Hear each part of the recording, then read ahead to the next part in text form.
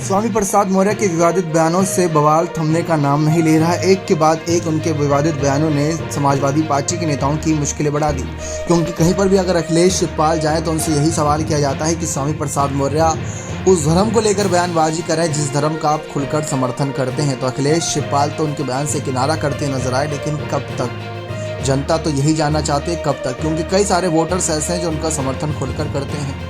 लेकिन अगर देखा जाए तो इन सब हालात के बीच स्वामी प्रसाद मौर्य का मायावती के प्रति नरम तेवर क्या इशारा देता है? क्या वह बसपा में वापसी की ओर सोच रही हैं? क्या बहुजन समाज पार्टी जो उनका पुराना घर रहा है, सबसे लंबे वक्त तक वहां पर वो कार्यरत रहे, सेवा करी जनता की उस पार्टी के साथ मिलकर, और वहां पर उनको बड़े से बड़े पद मिले, प्रदेश अध्यक्ष की भूमिका मिली, उनकी बेटी को वहां पर बड़ा मान सम्मान दिया गया था, चुनावी मैदान में उतारा गया, टिकट दिया गया।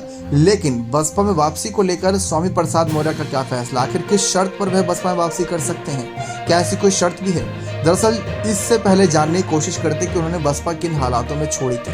तो बसपा जिन हालातों में उन्होंने छोड़ी थी उसके पीछे की मुख्य वजह ये थी कि वह चाहते थे कि बसपा उनके बेटे को भी टिकट दे, उत्कृष्ट को, लेकिन तब टिकट नहीं दिया गया था, उनको नहीं उतारा गया था, और उतारा भी गया था तो वह हार गए थे। तो वह देख रहे थे साफ तौर पर कि माहौल बदल रहा है बसपा के लिए, बसपा के खिलाफ विरोधाभास स्थिति हो रही है, बसपा हार रही है, और जिस तरीके से वंशवाद बढ़ रहा है, समाजवादी पार्टी में भी काफ़ी कुछ अलग बदलाव हो रहे थे। तो फिर स्वामी प्रसाद मौर्य भाजपा में चले गए। तो ये सब हालात बने। अब अगर आप देखें, स्वामी प्रसाद मौर्य की विचारधारा भाजपा नेताओं से नहीं मिलती, लेकिन पद प्रतिष्ठा के लिए वह भाजपा में चले गए। हमेशा स्वामी प्रसाद मौर्य का बयान रामचरितमानस के खिलाफ, हिंदू धर्म के खिलाफ, सनातन धर्म को लेकर, अलग अलग बातों को लेकर रहता है, और इसी का तो भाजपा खुलकर समर्थन करती है।